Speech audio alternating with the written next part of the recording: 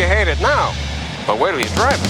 The Kibbe and Friends Show. What it is, bro? Presented by Holley Performance, makers of the world's best air and fuel delivery systems.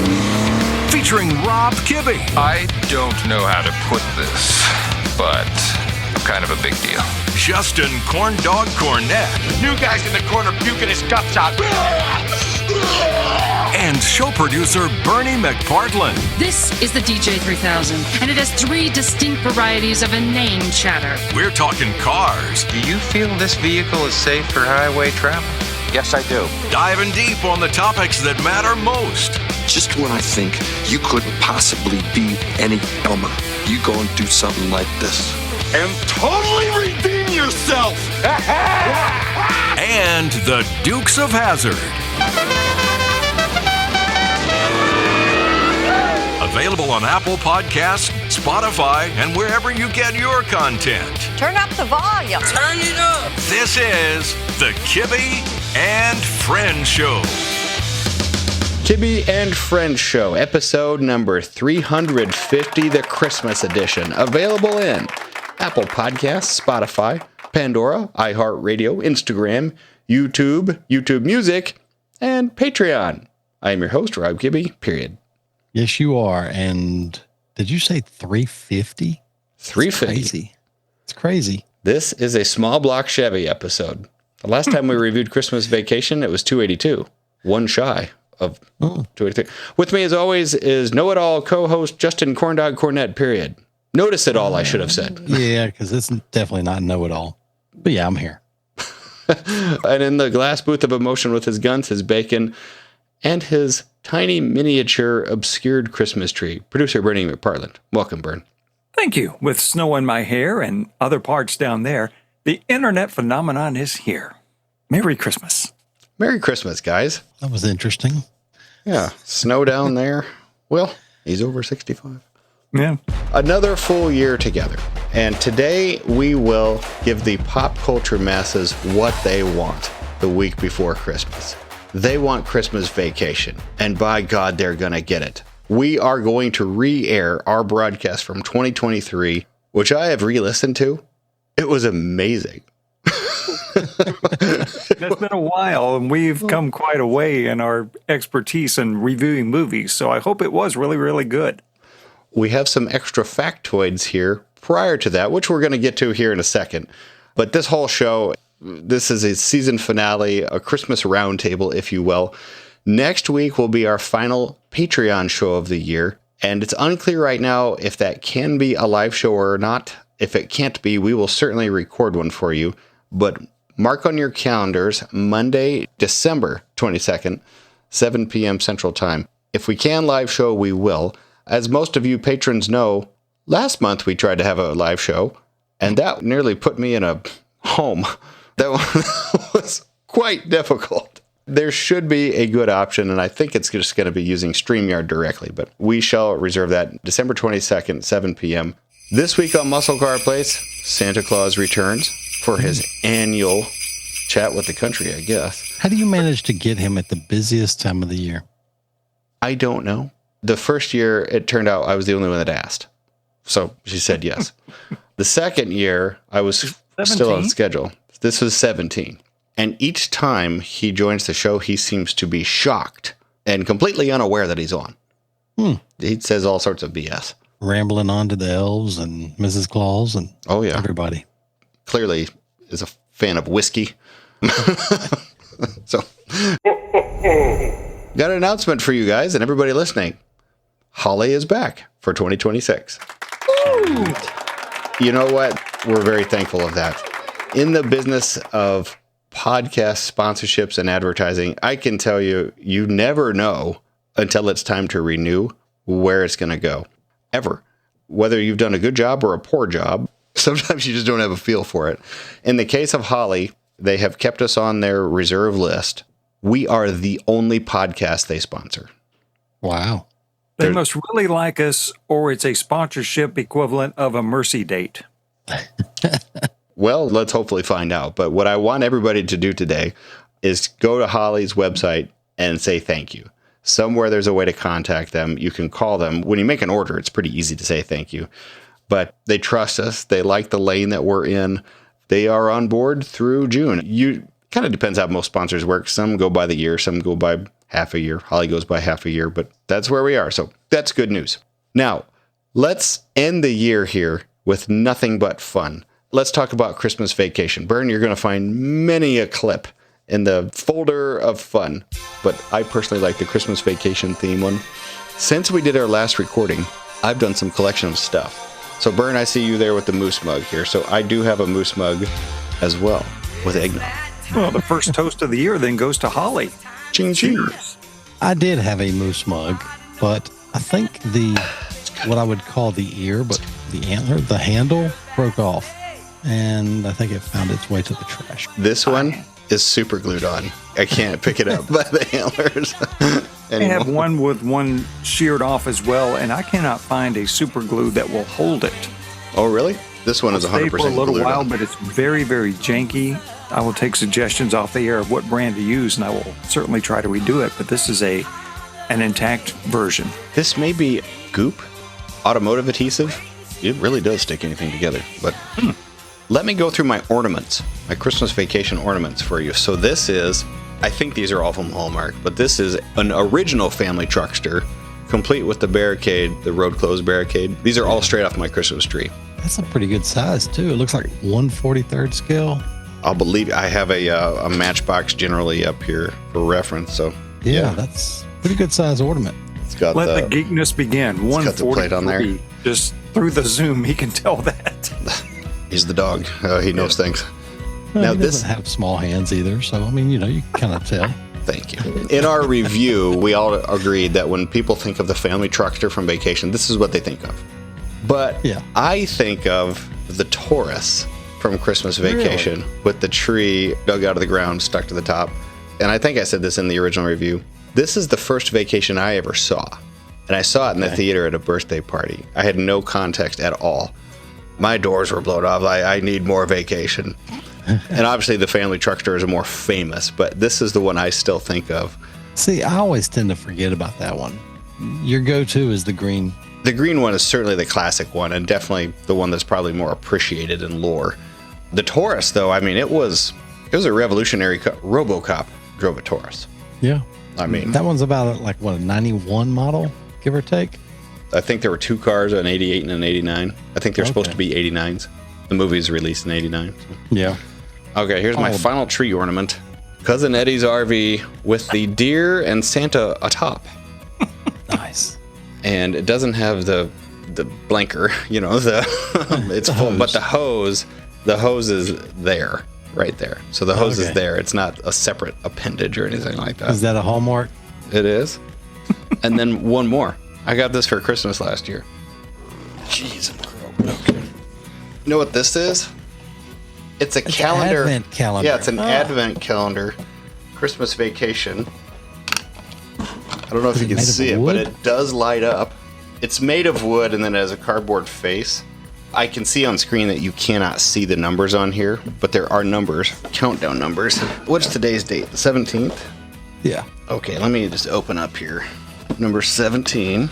See what we have on here. Hey, I got a treat in there. We have a Rolo and a Hershey Kiss. Now, is this new or is that left over from last year? No, I put these in like a few weeks. I've actually forgot to eat it 3 days in a row. So when I was bringing this downstairs, hey man, I got a bunch of Rolos to eat. This is the kind of stuff I want anymore. I just want paraphernalia from movies. Yeah. I totally love it. Bern, you've got your Christmas Vacation shirt there, right? I have a hybrid of the topics of the cars here on a single T-shirt. Since this may go to video, we'll try to describe it here.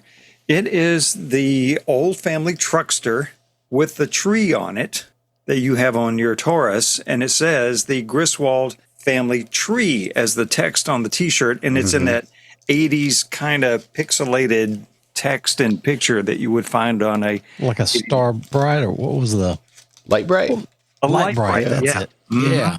So very appropriate, along with the moose cup for the occasion today. Corndog is in the history of movie cars. I have seen a family truck, not the Taurus, but I've seen the OG family truckster replica. I've seen several. Right. And I've seen them out at car shows. We didn't cover this in the original review. Does this car, the Taurus, exist today? The original screen used cars? Oh, I don't know about the originals. I know that Gary Schneider, he was the original co-owner of Lee One. So Gary, he built a pretty dead-on accurate replica of the family truckster, and he actually went to the process of finding out who built it and was able to acquire original molded parts that was made for the original screen used car. Oh, really? It was like the grille was different. I think the taillights were just basically a right and left taillight. They were side by side on the right side, and then had another pair right and left side by side on the left side. So it had two sets of taillights basically. And there were some weird random pieces that were made specifically for the movie car. And he was able to get extras that were left over after they filmed. And so they went on his replica. I don't think he has it anymore. I think he sold that car. But as far as the original, I'm not sure. I've never really tracked those down. I don't know. And I have no idea if the Taurus still exists. But as we're going to learn in our trivia, it does look like Cousin Eddie's RV has survived. Although there is some disagreement over which one that's like in a public accessible place is real or not. Mm-hmm. But we'll get there here shortly. Oh, that's an RV. Let me run you guys down some music. You tell me, as soon as you hear the one that makes you think of Christmas Vacation, say, that's the winner. I'm going to play these all very quickly. You will get 3 seconds each. Here's the first one. Christmas is the time of year. Okay, there's that one. Got a ton of stuff to celebrate. Like that one, that's the intro. Yeah. Here comes Santa Claus, right down Santa Claus Lane. Gene Autry, I think. Here's a winner. Melikilikimaka is a thing to say on a bright Hawaiian Christmas. I'd never even heard that prior to then. La la la la la la la la. Take it, Russ. La la la la la la la la. That's probably my favorite one. So far, 2 and 4 are pretty much dead on. When you hear it, that's the first thing you think of. I relate so much to Clark Griswold. I know when I was a kid, I was Rusty's age, and now I'm Clark's age. When I watch this movie now, which I still laugh at, I yell for my kids all the time when they're in the same room, and I just don't know they're there. Like what he says, Russ! Yeah, Dad, I'm right here. Right here. Little nod here, Russ. This movie, for me, is just kind of a special place in lore. But for you guys, is this a top 5, a top 10 for your Christmas holiday season, or no? Yeah, I would say for sure top 5. I don't really know that I go out of my way to watch it, though. But if I'm flipping through the channels and I catch it, no matter where it's at, you kind of get stuck watching it. And it seems like every time I do watch it, you pick up little weird details or little quotes here and there that you may have not remembered from before. Mm-hmm. I mean, unless you just know it word for word from beginning to end. How in God's name did Clark Griswold get Ellen? Another mercy date. There's just no way. She is a bombshell in this movie. No way. I pulled a fun clip for you guys. This is from Entertainment Tonight in 1989. They did an on-set interview, so I thought it was interesting. Let me know what you guys think of it. Hey guys, I'm Ashley Carlson, and we're heading back to 1989 when E.T. was on set for the Holiday Classic. I think that the thing about the Griswolds is they always end up having the experiences that so many other people have. So I think there's a bit of everybody's Christmas and Christmas Vacation. How much sap and junk do you get on yourself when you do that? And how easy is it to get the lights working? How tough is it to get the tree the right height? All those little things that you never think about. You always think, well, we'll put the tree in and we'll put the bulbs on and we'll light it up. That in itself is an adventure. That's like Indy Jones. I mean, that's tough stuff. The thing about Clark Griswold is you can't be sure when he might just flip and go over. Hallelujah! Holy where's the Tylenol? The family, the core of the family, which is me and Beverly, basically, and the children who change every time we do one. I could have Anthony Michael Hall, except he's 48 now, and, somewhere in Germany. I don't know what he's doing with his life, but he grew up just like that. He was 14 when we did the first one. Now he's my height, and he's in his mid-20s. Is your house on fire, Clark? No, Bethany, those are Christmas lights. Don't throw me down, Clark. I'll try not to, Aunt Bethany. We have a character in this one whose name is Aunt Bethany. She's about 150 and doesn't hear well, and it's typical of a senile old grandma who has to be taken care of, but everybody loves and also wishes weren't there. I act a little nutsy too, don't I? That was perfect. That was perfect, May. Beauty. It's exactly the way to do it. He knows exactly what he's doing. He knows exactly how the scene should be played. He really is. He's unusual. And handsome. Very cuddly. May. That tree-lit watch. It's true. Pull yourself together, get some cold water and throw it on. Merry Christmas to all, and to all a good night.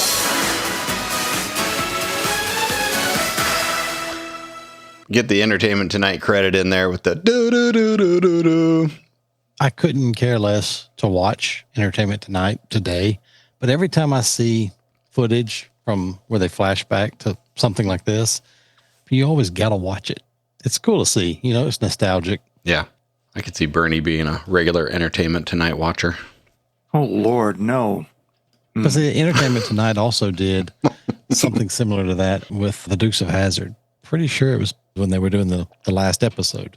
That's kind of cool to go back and look and see some of the behind the scenes of them just kind of hanging out on the set. Definitely. But that stuff's always cool when it's the older stuff. But today, I don't care. Let's see, when Bern is 85 and I'm 70 and you're 65, we'll be pulling the Entertainment Tonight from the F1 movie. When then it'll be good. Yeah. Couple more facts here. Corndog, knower of knowers, seer of seers, has facts. There's proof. Corndog documented proof of more than one Cousin Eddie's RV in the movie. Corndog, what do you have? Now, you delivered the packages, as it were, on Santa's sleigh in the movie Elf. Mm-hmm. As we know, there were 5 sleighs in the movie Elf, as you documented. Right. It took a lot of internet searching. Well, yeah, but I mean, you're you. You kind of have the inside lane on stuff. Stuff most people don't know or find hard to believe. If it comes from your lips, it's got to be true. So how many RVs do you think were used? 1. Bernie? Well, we've already given the answer. I think at least 2. See, Bernie listens. Okay. There's usually always 2 of every vehicle. It's always 2. In this case, there were 3. 3 Cousin Eddie RVs. All right. Yeah. You always have a hero. Yeah. For the beauty shots and close-ups, and the actors are always there and right next to them. And so that one, it was actually, believe it or not, that wasn't faux rust. That was like real rust and faded paint. And that was just a truly redneck, crappy Ford Condor 2. Right. And so they had to build 2 other ones to mimic it. So, you're up close, you're going to see the detail better. So it had to be right. It was actually the inspiration for John Madden's RV for football. It was? Yeah, for sure. John Madden's inspiration to drive in an RV. Borrowed his. That may actually be his, but I'm not sure. And that's the hero one you're saying? Yeah, the hero with the OG rust and faded paint and smell of sewage. And the actual house door on the side. Mm-hmm. Okay. All of that's original. Then there was, of course, you always have a second one for stunt work. Certainly. The pesky neighbors in the movie. Todd and Margot. Todd and Margot. Yeah. I don't know, Margot. I don't know, Margot. When they knocked out the glass in their bedroom window and it was just like raining glass, they jumped the RV into the house. But you can't see it. Really? That footage got cut, though. So cut from the movie was the stunt RV. Yeah. I listened to our original review. There was a lot of cut stuff.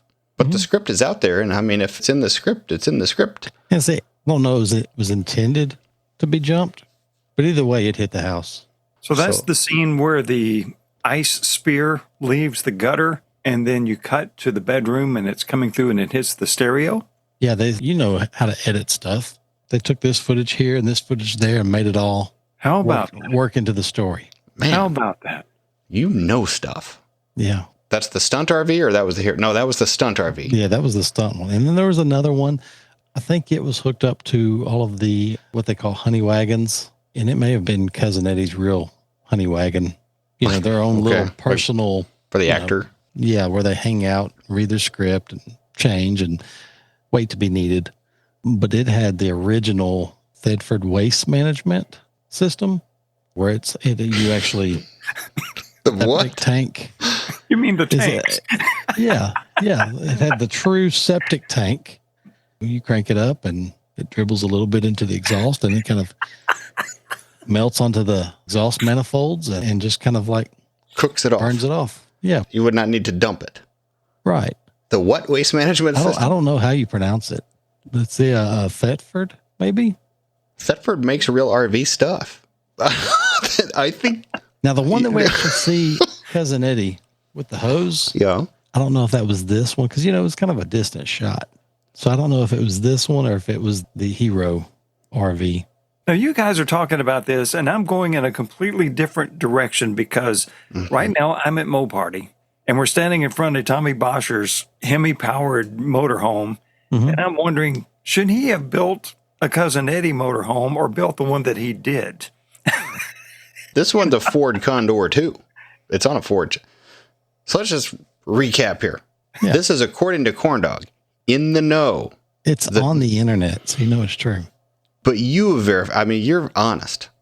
I sought you out because you gave honest information, right? Way back in the 05 movie, generally, yeah. All right, so Hero, Cousin Eddie RV, which was actually Rusty, and the inspiration for John Madden. Right. Then we have Stunt RV with faux rust, which jumped through the neighbor's house. But that scene wasn't shown. It was wiped out down one of the sides. I don't know which one, but sure. They were only going to use it for one side to be seen anyway. The third one has the Thetford waste management system, which cooks the sewage. Leaves a wonderful fragrance behind it. Okay. As you're driving down the road. I believe you, except I think you're playing with us. No. As you do, you sent me documentation in advance, which I have not heard. And I assume Bernie has not heard. One of those items is going to be proven right by whatever clip we play here.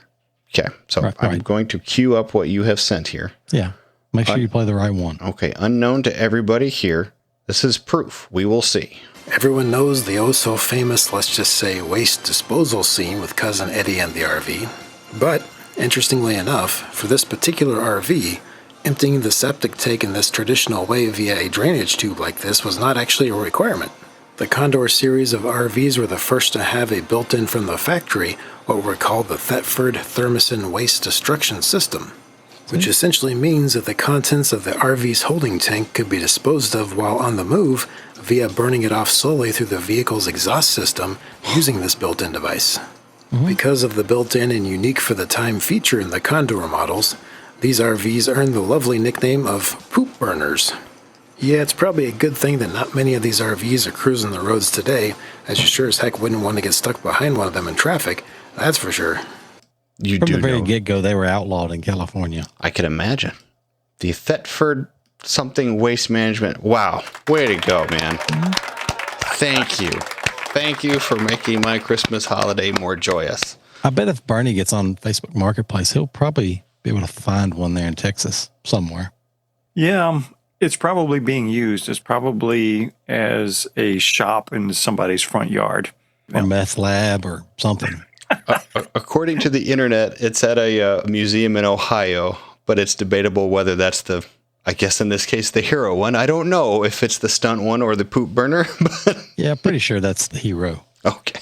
If you like that, wait till you get to the review. Coming up here in a little bit. Toys for Tots update. We did make our $3,000 goal as we discussed last week. We were a little short on the cash, but we ended up hitting the triple donation day. So our total in so far is $6,700 and counting. Now, $6,700 was really $2,700 that we raised in cash. We're still taking donations through, as you hear this today, December 19th. Whatever's left in the kitty today, December 19th, whether it comes in via Patreon or if you Venmo me, Or if you buy a shirt at themusclecarplace.com, all those profits will go directly towards Toys for Tots. But it was terrific. Thank you all again for your heartfelt contributions. Steve Biegler for hounding me like crazy, which is just the most thoughtful thing.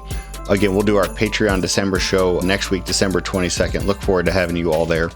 Bernie, what's the weather today? Well, I think you're going to be pleasantly pleased with the weather. In the last census, this town we'll talk about today, which is directly north of you, I believe, in Des Moines, had 95 households registered. It has a total area of 0.53 square miles of housing, just roof area. 373.6 inhabitants per square mile. Now, in this little community, now through the weekend, highs just above freezing, as you would expect this time of year. Lows below the belt cold. 17 and 18 for a couple of nights. No sun either. Clouds will dominate the chilly sky above. You might want to take a coat and take a hat. Frost, Minnesota is where this winter weather is at. Frost. I like that. I hope in Frost they get to keep their white Christmas, because here we're losing ours. It is melting at a rapid rate. I'm melting! Just 2 days ago, it was so frigidly cold, it was painful. Like your hands would freeze up in a couple of minutes outside. And now it's in the 40s every day, and I hate it. I hate it. I don't know how you guys can put up with a brown Christmas. I hate it. I want white, snowy, fluffy joy. Oh, it drives me nuts. It's par for the course. We have high pressure moving in over Texas and most of the central places below you. We're going to be mid-70s Christmas Eve and Christmas Day. And what's crazy is just the other day, I'm sure it was the same for you, Barney, but it was like in the 20s. The country was. I just want a white Christmas. That's it. That's all I want. Is that too much to ask? Maybe you need to watch a home improvement show where they paint all the houses white, the yards white, and the pets white, and the drapes white, trying to make it appealing. Speaking of white Christmas, Dallas and I went to the PRI show last week. Took him to his very first PRI. It was a one-day blast for us. We left on Wednesday afternoon, got there when the show opened Thursday morning, did the whole show, left at 4:30, drove home. Wow. In a snowstorm for 8 hours.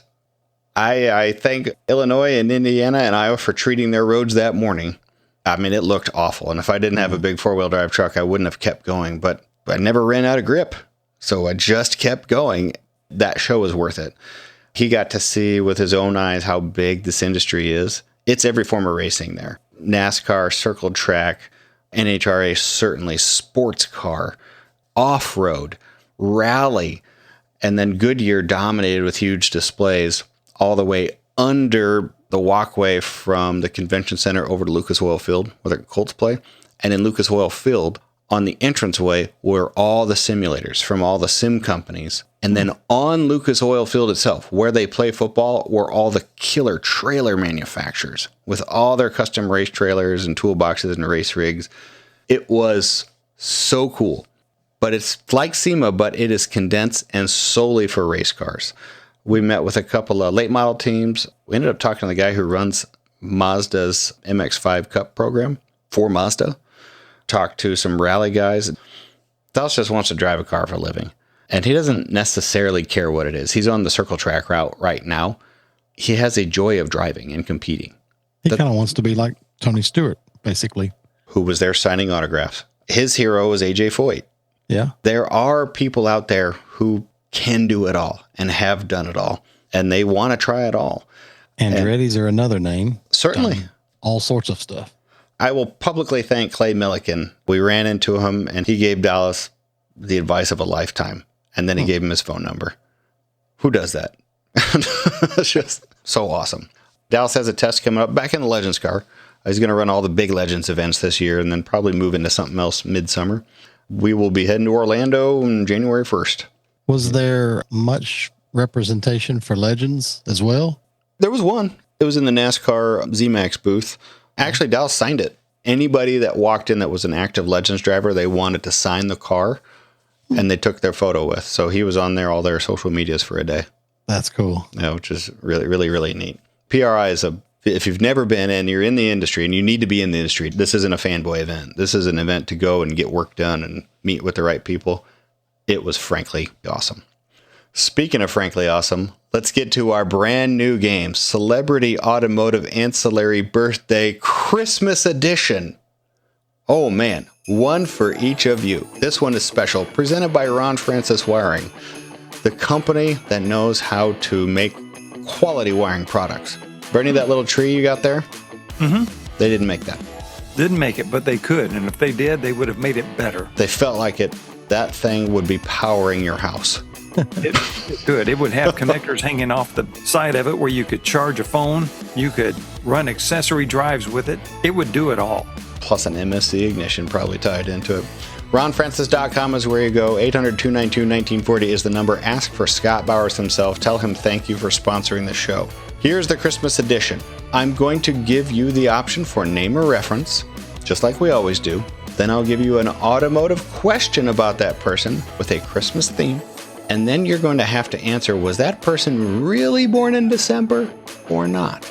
So sneaky. Again, this is the December Christmas edition. They don't necessarily have to be born in December to qualify. So let's see, who's up first here? Corndog, you up first? Sure. Corndog, name or reference for you? Let's stick with the name. The name is Steve Martin. Here is your reference. Oh, wait. Oh, geez, I forgot about revenge against my enemies. Okay, I need revenge against all my enemies. They should die like pigs in hell. That would be the 4th wish. And of course, my 5th wish would be for all the children of the world to join hands and sing in a spirit of harmony and peace. Thank you, everybody, and Merry Christmas. Very famous piece by Steve Martin. His 5 Christmas wishes.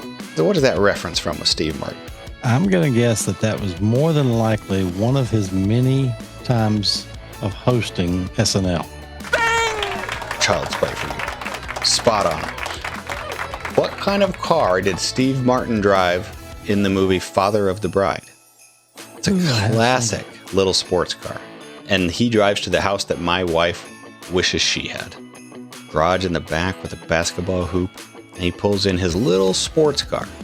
I've seen it before, but it's been a minute. Well, just take a guess. It's a European car. It sure is. Yeah. It is front engine, rear drive, small engine. 2-door. Mm-hmm. Is it a little like a Mercedes SL or something? No, think real small. Real small. Real small. It's 2 words. Aston Martin. You are so close. Austin Healey. It is a 62 Austin Healey 3000. And frankly, if I hadn't Googled it, I wouldn't know it either. I would have said it's an MG or, one of those little cars like that. And I've seen the movie, but I vaguely remember the car. I vaguely remember him driving a car, but I can see the house that you're talking about, the picture perfect house. But so cool.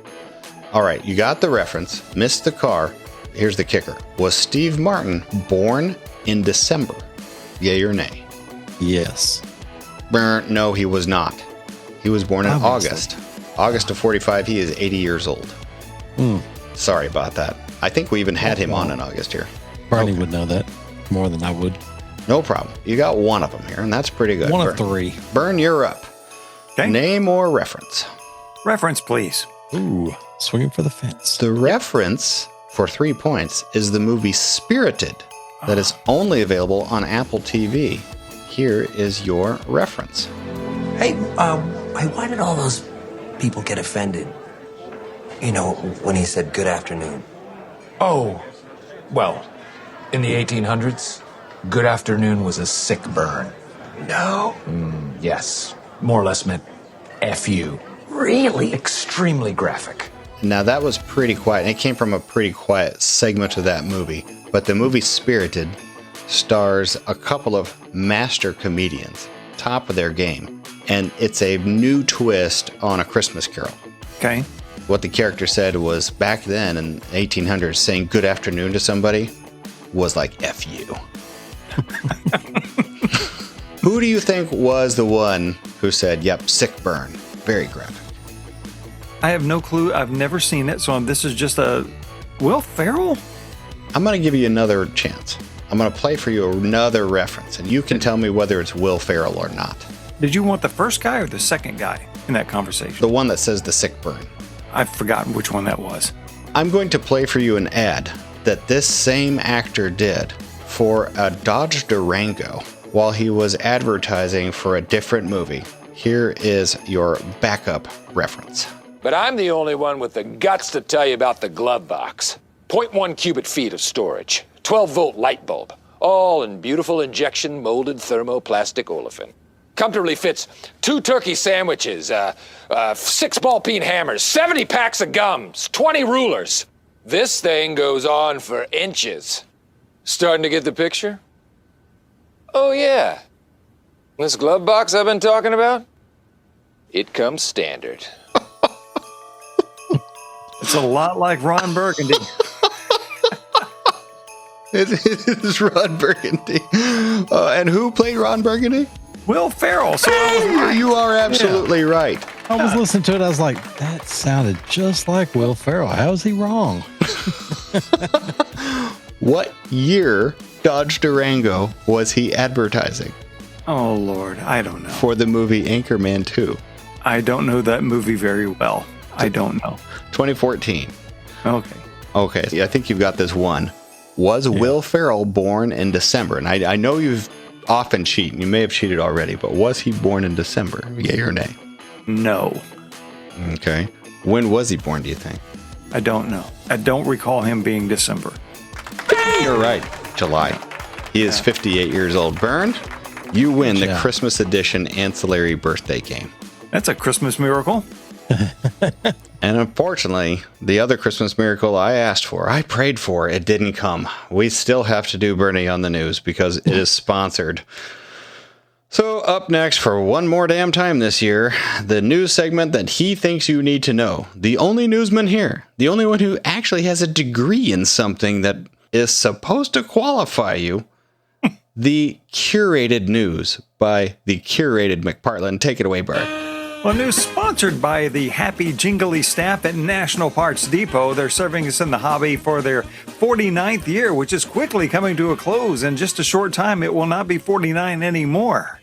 All month, or at least most of it, NPD, as we say, not as they say, but we have declared it a December to refender. And President Rick Schmidt is in the Christmas spirit. In fact, you may not know this, he's rewritten part of the famous play Scrooge. The guy has some talent. Now, in this version, he's replaced the ghost of Christmas Future, the character. Rick plays the part, and he takes the main character into a future holiday where the person did not get his restoration parts from NPD. You're scared already, aren't you? Well, you should be. This play has scenes where your parts first don't arrive in time, and when they do get there, the box has rips and tears in it, meaning the parts inside are scratched, dented, and in this version, the wrong parts altogether.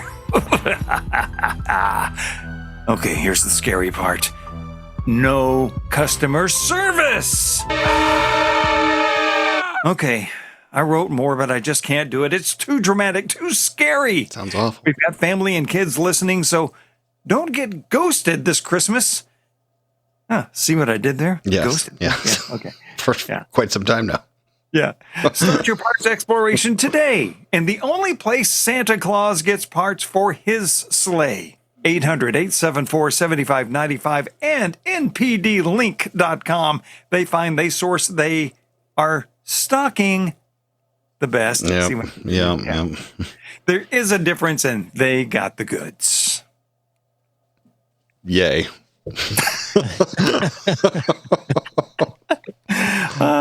There's been a lull in dealer brand loyalty in the past few years. We've covered some of that, but Automotive News says it may be bouncing back. Right now, the number's up 54.1% by mid-2025.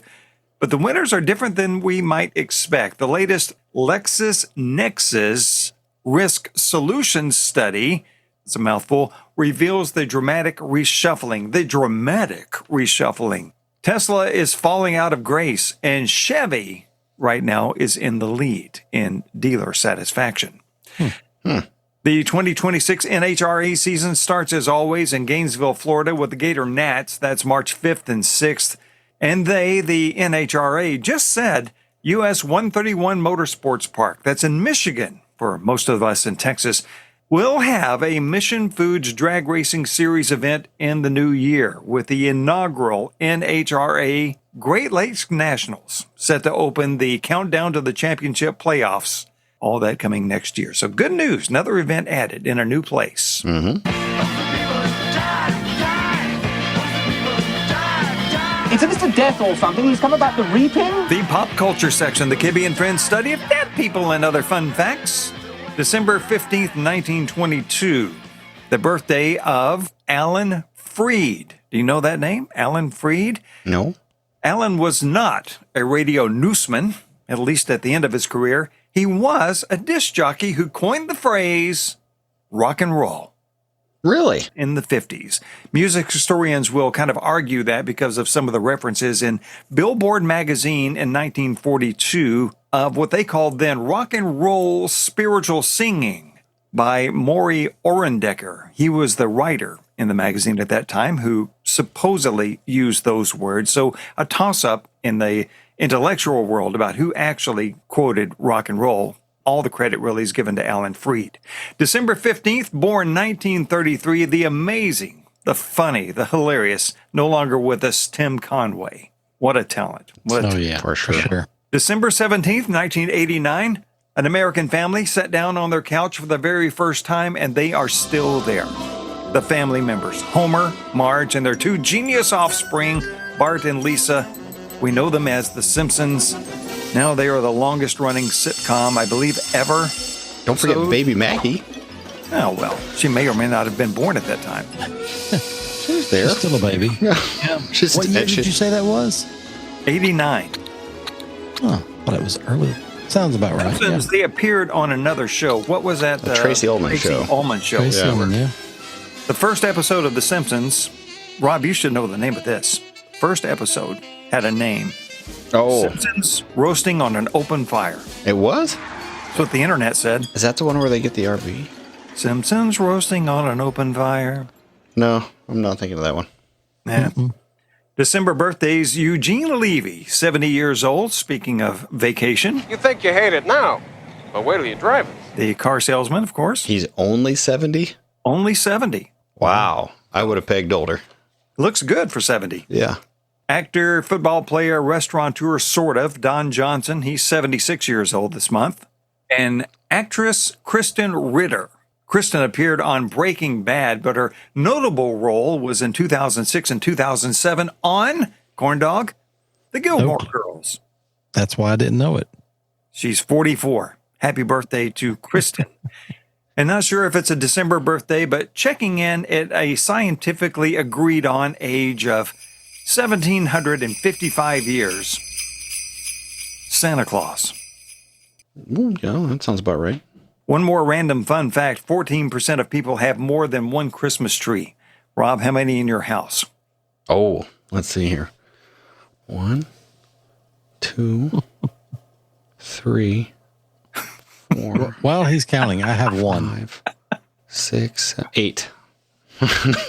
One full-size one. And the rest are all kind of decorative. Well, if they're decorative and have lights and they're for the season, then they count. That's fine. We have 3. Like the little desktop size. The one I have right next to me is, I have it plugged into an Alexa plug named Podcast Tree. So I just say, Alexa Podcast Tree on, and it turns on. Nice. Yeah. I guess we have 4 with little Junior here. Thank you, NPD. We all have our parts to play in life. You've done your part to make this newscast happen. That's your news. Good news, Bern. I'm interested to hear the first of 2026. I want to hear the top 10 cars of the year and all that. I saw Detroit News. Somebody at Detroit News picked for the performance car of the year over the Corvette, the new Dodge Charger 6-pack. Really? Yeah.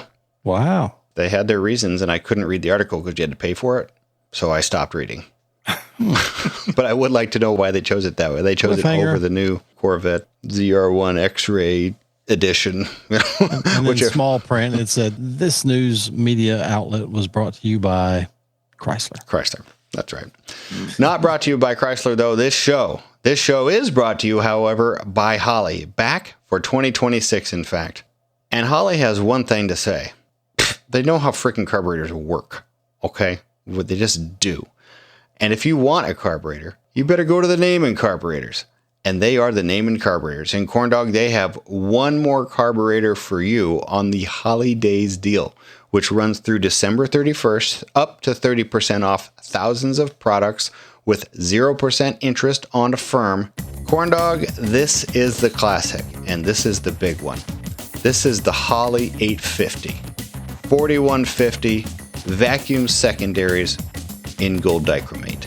The classic. Part number 080531. Now, of all the finishes out there, this is the one that I think looks like a Holley. That's why I chose the gold finish for my EFI, for my General E, just for that. And the other two classic Holleys that we looked at, they were in the silver finish, but this is the gold, the classic gold. This is a calibrated carburetor that would come on like a GM 502 crate engine. It's a big carburetor. Right. It comes with an electric choke preset, vacuum secondaries. You can put any type of transmission on you want there, like if it's an automatic, and a Ford will have the kick down, all that stuff like that. It does have the power valve blow-up protection. These are wet-tested carburetors. They have run with fuel through them before you get them. But again, just to give you the context, this would come on a GM big block crate motor, 502. So you do not need this for a daily driver. You need this for something that's going to suck down gas and lots of air and enjoy life. Now, Corndog, this thing is America. If America were a carburetor, it would be this one. What do you think this costs? But this is not the double pumper, though, right? No. This is the vacuum secondary. Vacuum secondary. Well, you know, that's a good argument. You think the double pumper would be more America? Well, I think the double pumper is less street friendly. That's true, but would you say it's more America? You can say it is. Yeah, probably so. There's a lot of double pumpers on street cars. Don't really need double pumpers, but that's like the go-to. Is like, oh, you said this is 850, but you know, the go-to I think is kind of like the 750 double pumper. You know, that's kind of like I don't want to say the common one, but that's like the go-to for everybody. This is an 850 vacuum. 850 vacuum, but it's the beautiful gold finish. I'm gonna put this. Now, this is an expensive carburetor. Yeah, even for you. This has got to be. You have paid more for many of your cars. Or less. Yeah, this carburetor costs more.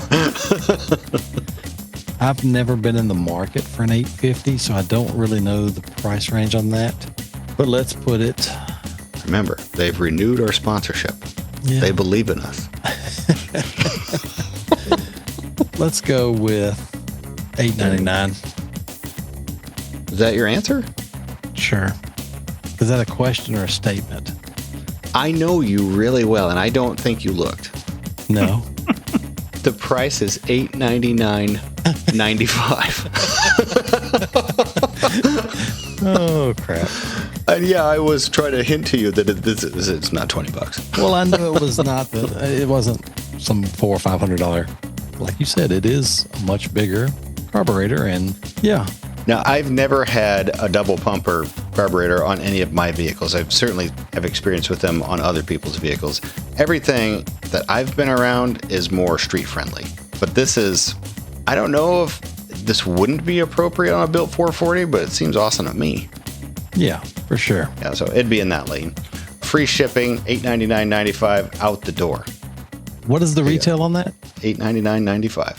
Oh, what's the sale price? That particular one isn't on sale. Okay. So when you go there, they have up to 30% off. That one's in the straight lane. Yeah. That is its MSRP. There is no sale on that one. Good deal. You know why? Because it's too good. But you know what? It may not be on sale this time around, but you know, 4th of July sale or Memorial Day sale, 10, 20% off, something. I don't know. So true.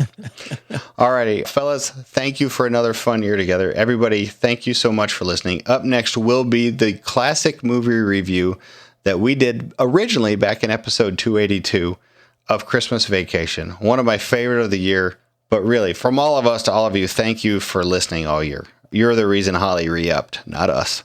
you're the reason that we got to do a great Toys for Tots donation, not us. And you're the reason that all of us, except me, got to have an awesome time at Mo Party. But but my kid is the reason that I didn't go. Anything else before we go here? We'll be back for Patreon, of course. We're not saying goodbye forever. I have 3 Christmas-related Chuck Norris jokes. Ooh. I'll pick one. How about all 3? Santa Claus believes in Chuck Norris. Chuckle? Yes. Yeah, that's a good one. Chuck Norris knows if Santa has been bad or good. Okay. Yeah. Okay, you may like this one. Rudolph's nose is red. Now the other 8 reindeer know not to backtalk Chuck Norris. I like that one. That's the best one. Yeah. You did them in the right order. Ended on a positive there. All right, everybody. Up next is Christmas Vacation. See you next week on Patreon. Otherwise, Merry Christmas, and we'll see you in the new year. Bye-bye. Later. Merry Christmas. The Kibbe and Friends Show.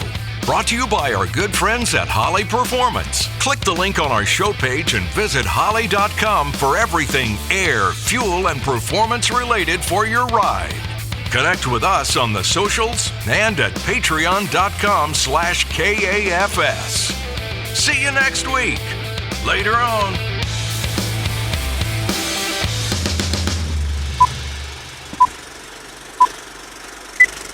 We are about to do the movie review of Christmas movie reviews, and the only automotive thread in here is tied to a car that wasn't in it, the Family Truckster. This is National Lampoon's Christmas Vacation, written by the John Hughes, starring Chevy Chase, Beverly D'Angelo, Randy Quaid, Johnny Galecki, and Juliette Lewis.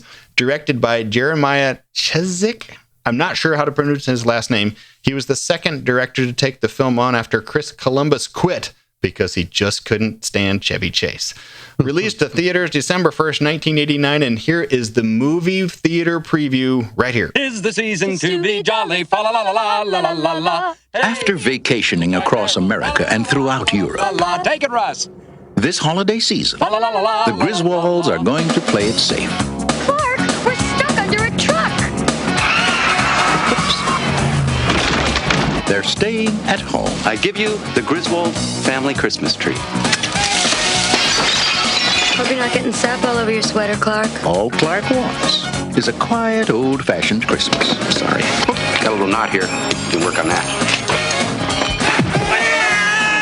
What he's going to get is the gift that keeps on living. Merry Christmas. His family. We didn't come to impose. Oh, hell, there's plenty of room. Do you sleep with your brother? Do you know how sick and twisted that is, Mom? Well, I'm sleeping with your father. Have you got a kiss for me? You better take a rain check on that, Art. He's got lip fungus they ain't identified yet. But no holiday could ever be more deeply touching. We were gonna call, but Eddie wanted to make it a surprise. If I woke up tomorrow with my head sewn to the carpet, I wouldn't be more surprised than I am right now. National Lampoon's Christmas Vacation. That thing had 9 lives. She just spent them all. You woo, crack up.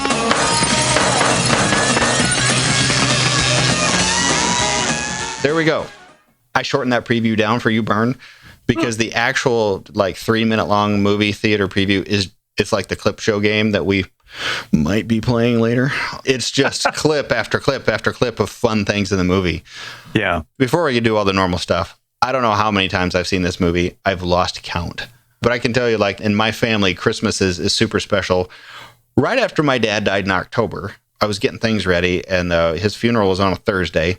And after the funeral, everybody just wanted to come over to our house and hang out. I bought this movie on Amazon Prime, and I just turned it on as background noise, as something happy. I'm so glad because I was able to use it today. This is such a happy, comfortable movie, and I would say a lot of people say the same. I've seen it more on TV than I have the actual version. How about you guys? I agree. I remember seeing it in the theater, but I know the TV version better, which doesn't have all the great swears in it. How about you, Bert? It was quite a way to end out the decade of the 80s. I saw it in the theater when it came out in 89. Mrs. Bernie was there and a few other family people and some of our friends. It was an event back then, and it was fantastic. I remember it feeling long. How much more can happen to Clark W. Griswold in this movie? Mm-hmm. And even right up to the end, right where he's standing outside and he goes, I did it. There was like this pause in the theater. Everybody was waiting for one more hammer to fall. It didn't, but it was great. It was just so cool. I've got news for you. There was another hammer that was going to fall, and it didn't make the edit. Really? Yeah, I'm excited to tell you this part. How do you like my shirt? Love Guys it. at home can't see this, it. but it's a Griswold Christmas. It's got the family truckster on it. Thanks to you, Bertie. I have one just like it. I have one similar to that, actually. It's a green shirt, but it's a different image, though. But it does have the truckster with the Christmas tree on the roof. I like the car because it's kind of got that 80s video game feel to it. Yeah. Before we launch the official summary, what is the vacation car of note that the whole world would recognize? Would they say it's the family truckster or the Ford Taurus? You're thinking overall then. Overall. When the world thinks family vacation, when they think of the whole series, they think of this movie, but when they think of the car, they don't. Truckster all the way. The truckster. Yeah. Yeah. I would say truckster and then truckster. The RV. I would say the Taurus is way down the line. I could not agree more. All right, let's go ahead and get rolling here. When we made the Kibbe and Friends like shirts, all right, one more aside. When I contacted Kirk Hansen, I said, hey, we need Kibbe and Friends like Christmas shirts. We want one that says Holiday Road. I want the family truckster with a Christmas tree on top. And I thought he would know that I misspoke and I want the Taurus with the tree on top because I was thinking correct to the movie. But the first one he made me was the family truckster with a tree on top. And the whole joke was that the saying will be Holiday Road, which is not the right song, right? It's a blend of all the stuff together. I'm also going to make the claim to you guys that Clark Griswold is a Ford man. Let's get started. IMDb summary. The Griswold family's plans for a big Christmas predictably turn into a big disaster. That's it. Very light. Wow. That's it. Make sure that's it. Yeah, this is it. The Griswold family's plan for a big family Christmas predictably turns into a big disaster. That sucks. That's horrible. How dare they? Wikipedia summary says, based on John Hughes' short story Christmas 59 that was published in National Lampoon, this movie tells the story of Clark Griswold's efforts to have a good old-fashioned family Christmas take a hilarious turn for the worse. The film performed well at the box office, grossing $73.3 million. It is now regarded as a Christmas classic. Not wrong.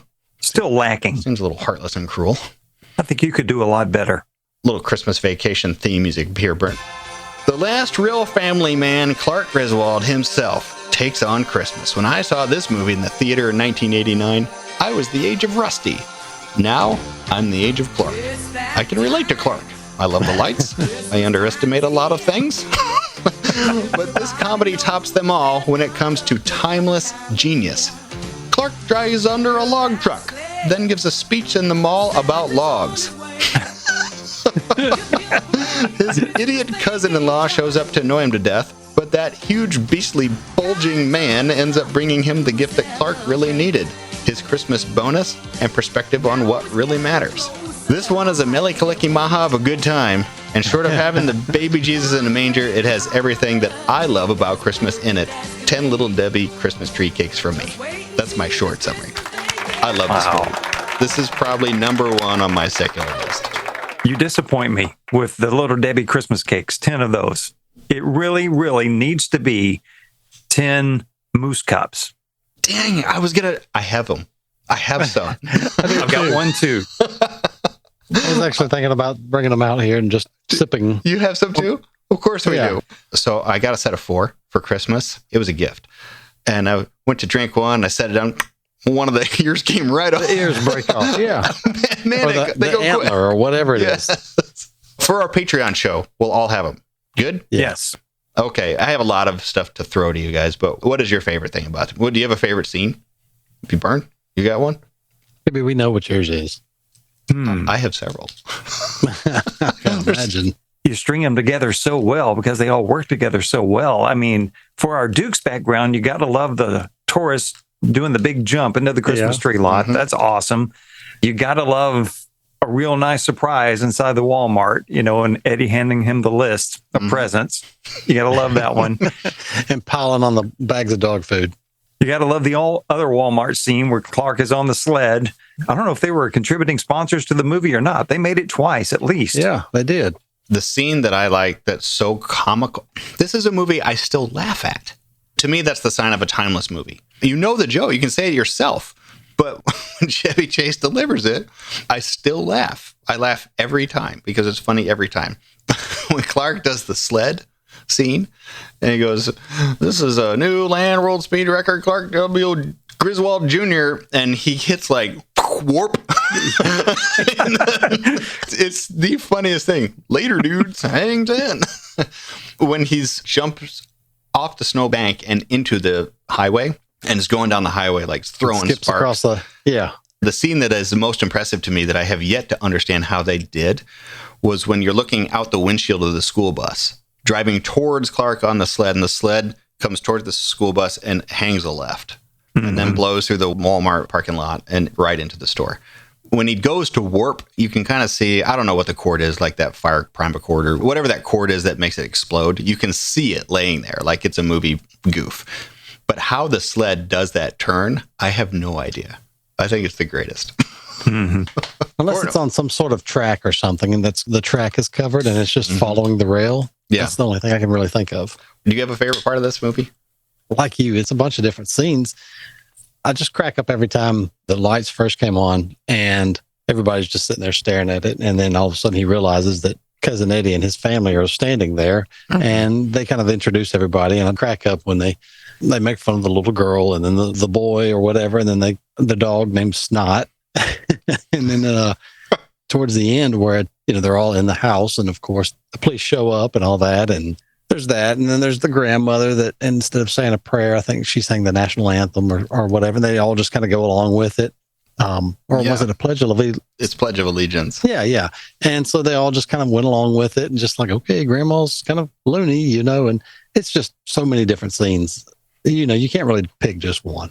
And it's Mae West, like Betty Boop. That's who she is. She's the voice of Betty Boop, a cartoon that was old when I was a kid and you were a kid. Bernie, probably, standard for you. Saturday morning cartoon for you. It has it all. There are many scenes that I wanted to find, maybe for the brand new game we're going to have today, but they didn't track well. It's Clark's frustration. Those are the ones that I love the best. When Clark's trying to fix the Christmas lights and just grabs one cord on one side and one on the other side, and his wife finally figures out that he just didn't turn the stupid switch on. And he goes, and puts the two cords together and everything lights up. Hallelujah. That might be my favorite. He was just imitating Doc Brown. That's all it was. He believes he did it too. Yeah. Right? His like that he willed it to life. It's after he slaughtered the little plastic Santa Claus. Yeah, which Chevy Chase broke a finger doing during film, like broke his pinky hitting everything. All right, let's go through some notes here. Development and writing notes. National Lampoon's Vacation originated from a short story by John Hughes called Christmas 59, which was published in the December 1980 issue of National Lampoon magazine. The studio came to Hughes and begged for another one. He only agreed to do it because it had a good story. That was the first story. That story was rewritten from the perspective of the dad. That story, called Christmas 59, was written from the perspective of Rusty, of the kid going through his first Christmas. That script was rewritten from the perspective of the dad and then reworked into the original Vacation movie. And then they made this one for Christmas Vacation. But in the attic scene, when he's pulling out the film and finds an old family movie, you'll see that, and it's real, you'll see the side of it says Xmas 59. That was the nod to this, the original story.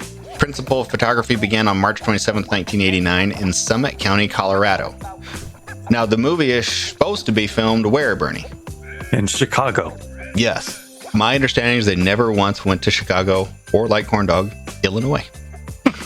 Never stepped foot there. Summit County, Colorado. So that would be the footage of basically anything with snow, real snow. So when they go to get the Christmas tree, the sled scene. I watched a lot of YouTube videos that Chevy Chase has done with some 30th anniversary or 40th anniversary, whatever those anniversary specials are. And he said when they were shooting in Colorado, they got stuck there for an extra week because of some snow. So they just kept filming. They found an attic somewhere in a house or a building, and that's where they filmed the attic scene. That was all done in Colorado.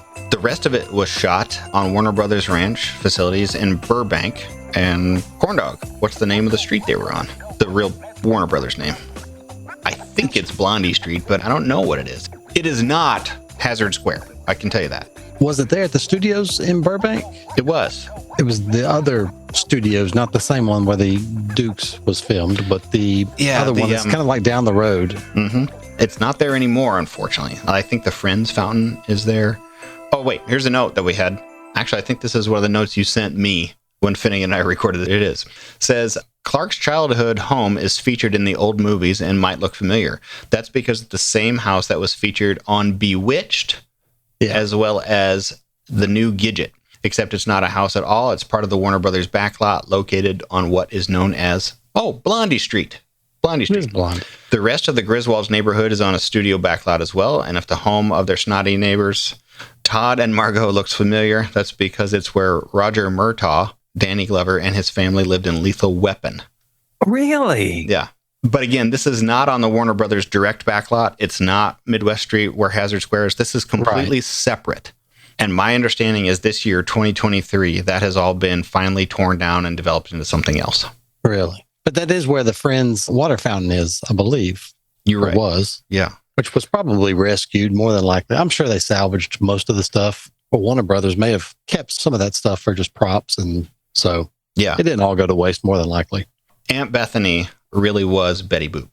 Christmas Vacation marked the final film of Mae West, who began his career as the voice of Betty Boop in 1931. She passed away at the age of 89 in January of 1998. Okay. Christmas Vacation went straight to video in England. Though the movie is popular in the UK too, it was never actually shown in the theaters. Went straight to home video there. The old Dodge pickup in the beginning that tailgates Clark and his family in the opening scenes is in a Kurt Russell movie. Does anybody know what it is? Overboard. It is Overboard. Is it? I think Goldie Hawn is the co-star in that one.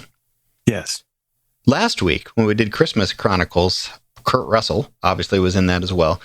I forgot to mention when he was giving out toys to the cop, all the toys he ever wanted as a kid, the last toy he gives him is Han Solo in the original packaging. Right.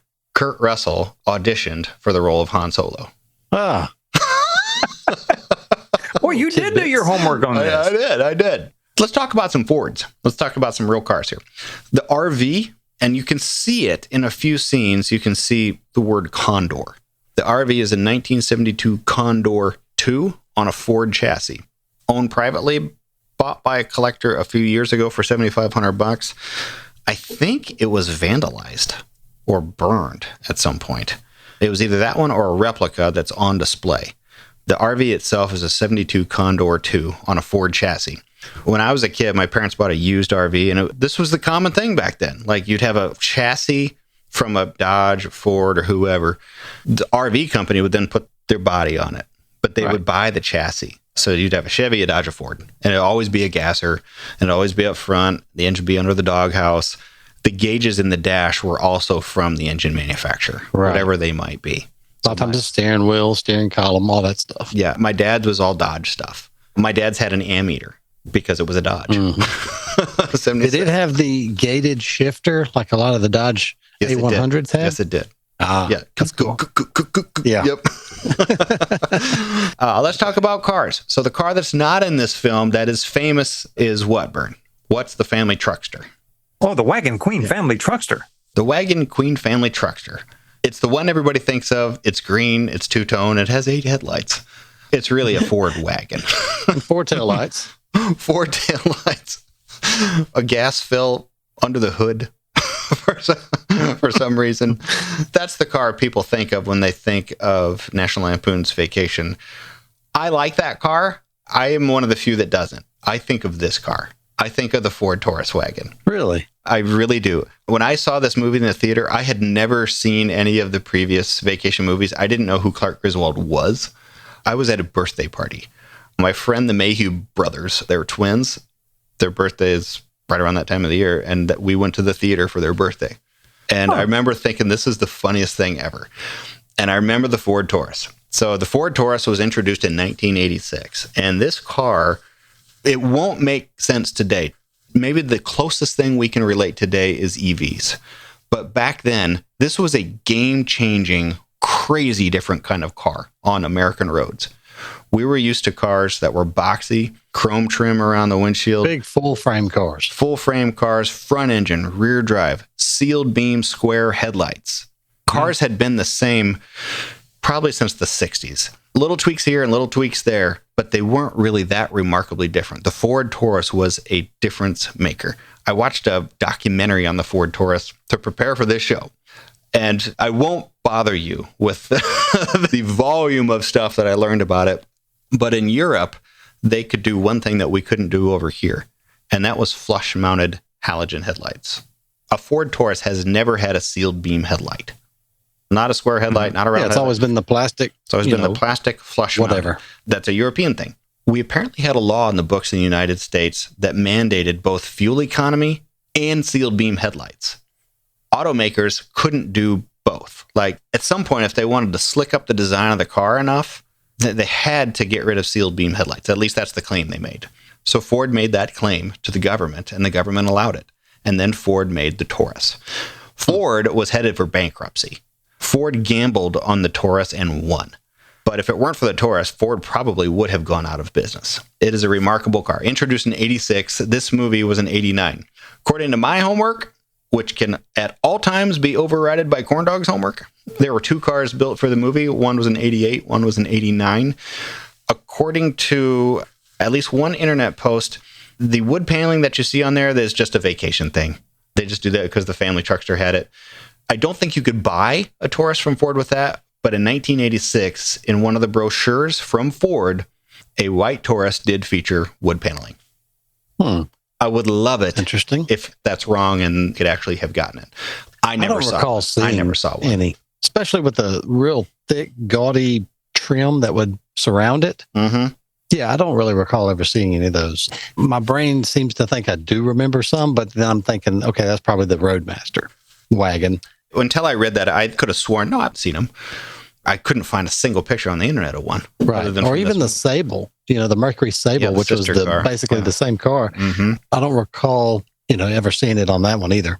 Who knows? That car really did. It's kind of set the benchmark for when you think of an 80s or up to about a mid-90s car, what it's supposed to look like. Mm-hmm. Oddly enough, to me, that's drawing a parallel to a lot of the EVs today. You know that era when you see that car. It all comes rushing back, how every car looked pretty much like that. And EVs today, a lot of them have that same characteristic to me. That's where my mind goes. It's like, what's this car going to look like? It's supposed to be forward thinking now. Give it 25 years. Mm-hmm. Everybody's going to think of this like we're thinking of 80s cars now, 80 and 90s cars. But it did set trends, absolutely. It was just a completely different car. The stuff that we take for granted now, like everything being labeled in a car, things that are intuitive and make sense for people that don't really know cars very well, that was common in the Taurus. When I saw it again in the movie theater, that's why I will always think of this car as the family truckster first, even though I do love the family truckster. Ford Taurus was the best-selling car of the year in 92, 93, 94, 95, and 96. I was a little surprised by that. I thought it would have had it in the late 80s. It didn't. I think the Ford Escort was in 88, but the Taurus got it 92 through 96. Lost it to the Camry and the Accord, and those two duked it out kind of from then on, as far as cars go. Ford Taurus itself was discontinued a few years ago here as a model, and it's coming back. Oh, really? Yeah. It's on the way back. License plate on the family truckster in this one is T3H762. If that has a special meaning, I couldn't find it. I'm sure someone dug deep enough, they could probably find something on that. I wonder when the Taurus is going to start showing up at SEMA as a specialty build. I don't know. There are like a shocking number of enthusiasts out there. Yeah. I said Clark is a Ford man. So in the first movie, he basically has a Ford, the Wagon Queen family truckster. I don't know what his American car is in the second movie. I kind of discount the second movie as far as cars. For this one's the Ford Taurus. And then the fourth one, he drives a Ford Excursion in the Vegas Vacation when it starts. Mm-hmm. I think Clark's a Ford man. And then final is just an interesting thing. When my sister introduced me to the guy she was going to marry, we had a lot in common. And then after they got married, he got a license plate for his truck, T3H762. Buds for life, right there. I love him. I'm going to love him forever. We're not summarizing this movie because you've certainly seen it. Out of the 4 movies, this was the most financially successful. Did $73.3 million at the box office on a $25 million budget. The First Family Vacation was the next most successful, $61.4 million.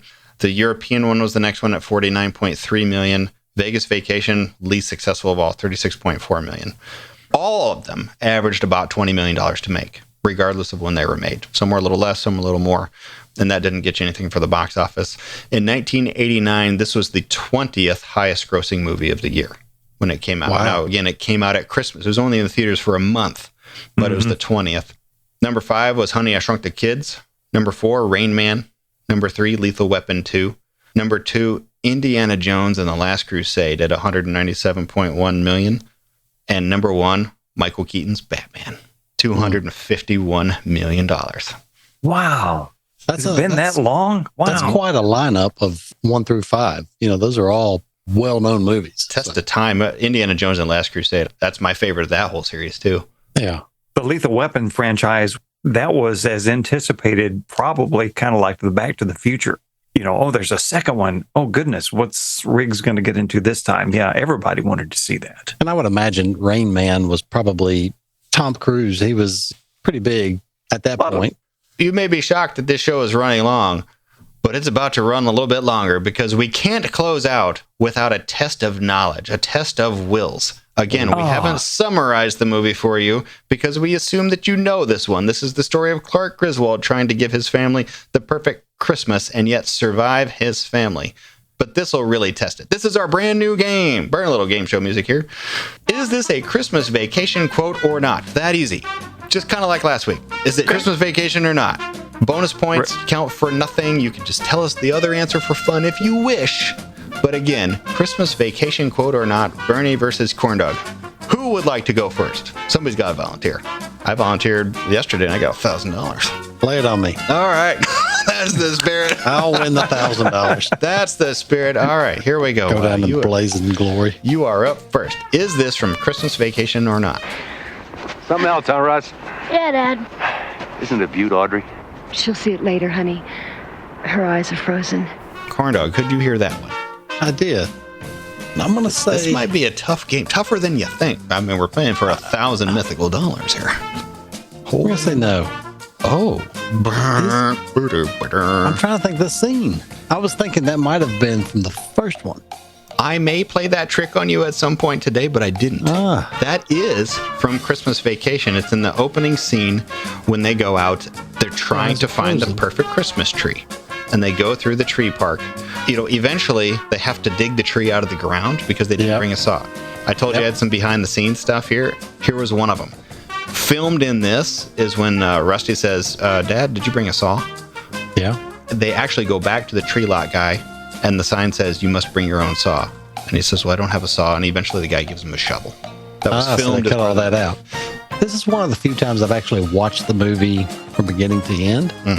Because I've seen it so many times where it's like you flip through the channels and like you said, it's on TV and you just pick up wherever. So usually I pick it up in like the first quarter to a halfway through and then watch it to the end. So yeah. You are in the hole here. Don't you worry. There's no way Bernie's going to get them all. No way. No freaking chance. All right, Bern, you're up. Is this from Christmas Vacation or not? Okay, I'll tell you. Do you know the Muffin Man? The Muffin Man? The Muffin Man. Yes, I know the Muffin Man. Who lives on Drury Lane? Ooh, I'm playing for keeps on this one. Could you hear it, Bern? I could hear it. That is not a Christmas Vacation clip. Hey, you are correct. You are right. You have the point. No further words needed, but for fun, do you know what it is? I've heard it, but I can't draw the line to it. Don't know. Do you know, Corndog? Correct. It is Shrek. Bing. Not my gumdrop buttons. Wait, don't eat me. Spits frosting. Okay, Bernie's in the lead. Corndog. This one is very, very, very short. Very short. 3 seconds. This one's for you. You guys give up, or you're thirsty for more? Could you hear that clip? I could, but Macaulay Culkin was not in this movie. He was in Home Alone. Oh, Corndog with the fadeaway three-pointer. Actor and the movie. You're right. You're right. All along. All right, Bernie. You're never going to get this one. No chance. No chance. Are you ready? I'm ready. And why is the carpet all wet, Todd? I don't know, Margot. When I see that on sweatshirts, I laugh every time. Is it from Christmas Vacation, though, Bert? It is. It is, in fact, from Christmas Vacation. It is indeed. Way to go. Way to go. Good old Margot. Okay, who's up here? Is it Corndog third? Yeah. Okay, you won't get this one. That Veronica Vaughn is one piece of ace. I know from experience, dude. You know what I mean? No, you don't. Again, Chris Farley was not in this movie either. No, he wasn't, man. Or Adam Sandler. No. Was that Christmas Vacation? I think that was Billy Madison. You're right. I can't fool you. All right. Now, Bern's still in the lead by a point. If I'm tracking right. Is that still true? I thought I was behind a point because he pulled the 3-pointer. No, they're all 1.0. 1.0. Okay, you're tied right now, but it's your turn, Bern, so you can pull back ahead. All right, you're up here, Bern. Oh, that's an RV. Yeah. I borrowed it off a buddy of mine. He took my house. I took the RV. It's a good-looking vehicle, ain't it? But don't you go falling in love with it now, because we're taking it with us when we leave here next month. Next month. Indeed, Christmas Vacation. It is. Bern pulls back ahead here. Okay, I think I got another one that's going to get him. Corndog, is this from Christmas Vacation or not? I went ahead and I put a $7,500 deposit down on it. You're the last true family man. Could you hear that? Good. Last thing he says is, you're the last true family man. Yeah. Could be any movie, but was it Christmas Vacation? It was. He was talking about the pool that he didn't know if he was going to be able to afford. Yeah, he did. Way to go. I love it. Yeah, you were right back up there. All right, Bern, let's see if you know your stuff here. Thank you. Merry Christmas. Merry Christmas. Merry Christmas. Merry Christmas. Kiss my ass. Kiss his ass. Kiss your ass. Happy Hanukkah. I love that. Again, yes, Christmas Vacation. Way to go. Way to go. Now, I'm going to keep throwing Christmassy stuff at you. There's no way you're going to survive this one. Corndog, you're up. What I'm trying to say is, Rudolph, with your nose so bright, won't you guide my sleigh tonight? It will be an honor, sir. Hey, oh, so happy. So happy. But was it from Christmas Vacation? That was not from Christmas Vacation, and I don't think I've seen that one on TV yet, as of now. I don't think I have either. What was it, for fun? It was the claymation or whatever of Rudolph the Red-Nosed Reindeer. Yeah, that's what it was. Yeah, it was. Bern, you're up here? Okay. You gotta wait till this is over. I want to give you the full chance to get this right. And there's a bonus feature after this. There's a hidden scene because of this. It's a bit nipply out. I mean nippy out. What did I say? Nipple? There is a nip in the air, though. Can I take something out for you?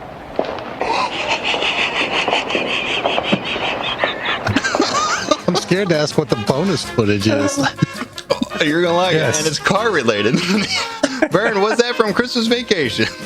That's safe to say yes. Bing, you are correct. All right. We're not done with the game, but I have to break away for this part. Here is from the script, the next scene filmed. Clark says, boy, did I get a lot of shopping done, and that funny-looking girl back there was so helpful. Rusty says, funny looking? Clark says, that wasn't fair of me. Unusual looking. So tall and skinny and top-heavy. The wide hips, the narrow waist, the real big eyes and lips. And if her cheekbones were any higher, gee whiz, she'd have to open her mouth to put in her contacts. But she was nice, and she knew her underpants, and that's all that's important. Rusty says, Dad, she was cover girl material. Clark says, yeah, like for a medical journal. Gee, I hope I remember where I parked the old truckster.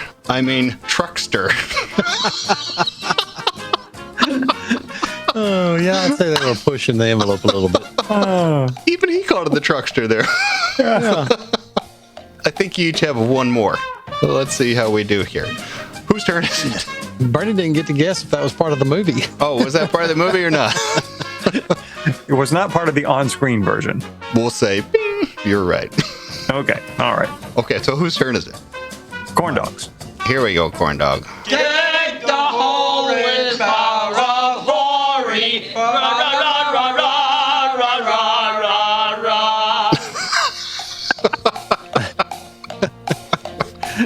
That's from Christmas Vacation. It was not, but that's from probably my favorite Christmas movie. So, what is it? Christmas Story. A Christmas Story. An absolute classic. Looking at a goose or a duck or something. Chinese turkey. Yep. Burn for you. Santa Claus? Live and in person. One night only. Thought I might throw you a softball with that one. Do you know what that is? That is not Christmas Vacation, and that is the film we reviewed last week. The Kurt Russell cult classic. It's Christmas Chronicle. Bing! Way to go. Way to go. Bing, bing, bing, bing, bing, bing. One for each of you to go. Which one of you wants the longer of the two clips? I'll take it. That means we got to go in reverse order here. Burn, you get the shorter one. We're going backwards. Not so fast, El Guapo, or I'll fill you so full of lead you'll be using your for a pencil. Okay. It's a tough certainly hoping for a good edit like that, yes. Was that from Christmas Vacation? It was not. It was from the Three Amigos. You are correct. And with that, even if Corndog gets this last one right, he cannot win. But let's just see if he could. Tell you what, this one's worth double points. You get this, you can tie. You tie if you get it. This is 26 seconds long. Good luck. And I want to look him straight in the eye, and I want to tell him what a cheap, lying, no-good, rotten, four-flushing, low-life, snake-licking, dirt-eating, inbred, overstuffed, ignorant, blood-sucking, dog-kissing, brainless, dickless, hopeless, heartless, fat-ass, bug-eyed, stiff-legged, spotty-lipped, worm-headed sack of monkey shit he is. Hallelujah! Holy shit! Where's the Tylenol? For double the points. For double the points to tie the game. Corndog, is that from Christmas Vacation? It is, but it seems to be very similar to Steve Martin at the rental desk. It is all John Hughes, so you win. Way to go, fellas. That is our long, extended version. Christmas Vacation or not, this is a long episode, but well worth it, just for the chance to play all of those clips. Did you know the trivia? Did you hear this? I don't know if it's true or not, but during that scene, while he was doing his rant, that the family gathered around in that semicircle there, they were all holding up cue cards of things for him to say, like keywords or something for him to use. Really? Have you heard that? The reason I knew that they were filmed scenes was from a YouTube video that broke down some of the shooting script. I found the script online. That scene is scripted. It's almost exactly what he says. I wouldn't be shocked if people were holding up cue cards, though, because remember. I mean, it's 26 seconds of swearing craziness. I wouldn't be shocked at that. The script is now online. You can read the whole thing. I think except for one specific phrase, that whole thing is as written. Interesting. So is the scene with the chick in the mall. It's exactly what it says. Wow. Wow. So great. Bernie, what do you give this movie out of 10? Oh, I give it 10 moose cups, no doubt. Well said. Yeah. 10 moose cups. Love it. Corndog, how about you? I give it 10 Christmas edition Oreos. Are there Christmas edition Oreos? I don't know, but if there were, they'd be 10 of them. Very good. Like I said, I already gave it 10 Little Debbie cakes, although I am on the lookout for the Nutty Buddy that you said last time. Mm-hmm. I would like to try one of those. If you tried the chocolate Christmas cookie, I actually had one. What is that? It's the same Christmas cake. Oh, the Little Debbie one, not the Little Debbie, but chocolate?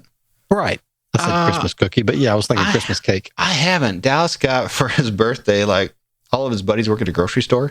So for like, happy birthday. And they just hand him like a plastic sack full of Little Debbies.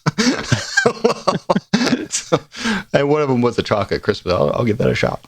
Everybody, well, that brings us to the conclusion of our last regular show of the season. And we finally got to review Christmas Vacation. Finnegan and I reviewed this maybe in 2016 or 17. It's been a long time. This is one of these other like bucket list movies that we needed to review together, and now we have. We'll be back next week for our final Patreon show of the year. We'll have a little bit more fun stuff. Also a Q&A show. You can send in your questions in now. We had a really remarkable year. We got to do some really fun things this year, and I'm telling you that we're ending it with a $4,000 contribution to Toys for Tots. Thanks to all of you. That is the most remarkable thing ever. This kicks ass. We look forward to doing this more next year. Will it be exactly the same? I don't know. We don't really plan that far ahead. But we do know that we don't take this for granted. But we know that for a lot of you, that this is that little break in your day that you count on. We appreciate it. We get it. And we'll be back for more. Brian, anything before we go? I think we're good on this edition. Merry Christmas, fellas. Merry Christmas, everybody. See you next year. Bye-bye. Later. The Kibbe Friends Show.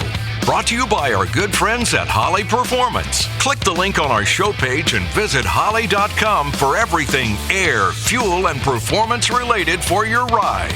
Connect with us on the socials and at patreon.com/KAFS. See you next week. Later on.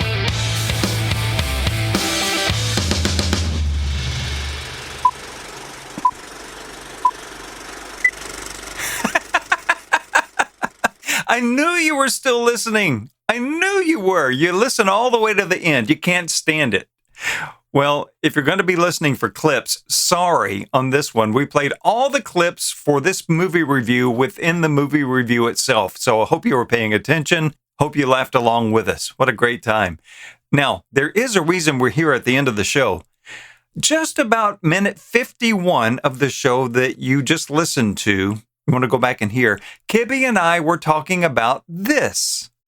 And even right up to the end, right where he's standing outside and he goes, I did it. There was like this pause in the theater. Everybody was waiting for one more hammer to fall. It didn't, but it was great. It was just so cool. I've got news for you. There was another hammer that was going to fall and it didn't make the edit. Really? Yeah, I can't wait to hear. I'm excited to tell you this part. Okay, so we never came back around and finished that discussion. So to help round things out, here's what I did. I called Rob Kibbe. I've got him on the phone right now. So Rob, can you hear me? Oh yeah, you want to know the ending? Did I not tell that part in the show? Is that what you're calling about? Yep, that's it. We got to close the loop on this thing. So what's the big reveal? What's the very last hammer that never dropped for Clark in the movie? What happened? Here's the ending that's in the script that we did not get. It's at Todd and Margot's house in their bed. So after Margot's had this day of hell and just got attacked by a squirrel and all that, she and Todd are laying down to bed. She says, "Oh, Todd, just hold me." And he goes, "Happy to, and we've got to go to bed or Santa won't come." And then in just that moment, after they've both had about the worst day of their lives, Santa Claus crashes through the roof. And that's how the movie ends. That's crazy. So this scene was in the movie and got cut, or it was in the script and never got filmed? Do you know which one it was? That's in the script. I'd love to know if it was filmed, though, because all of the other scenes that I told you about, they were filmed. They just got edited out. I hope that that last one with Todd and Margot was filmed. I don't know, but it's in the script. Well, okay. Well, there you have it from the movie review expert himself. All right, guys. Thanks for listening. Merry Christmas. Thanks for listening along with us. We love you guys. See you next time. Merry Christmas. Later.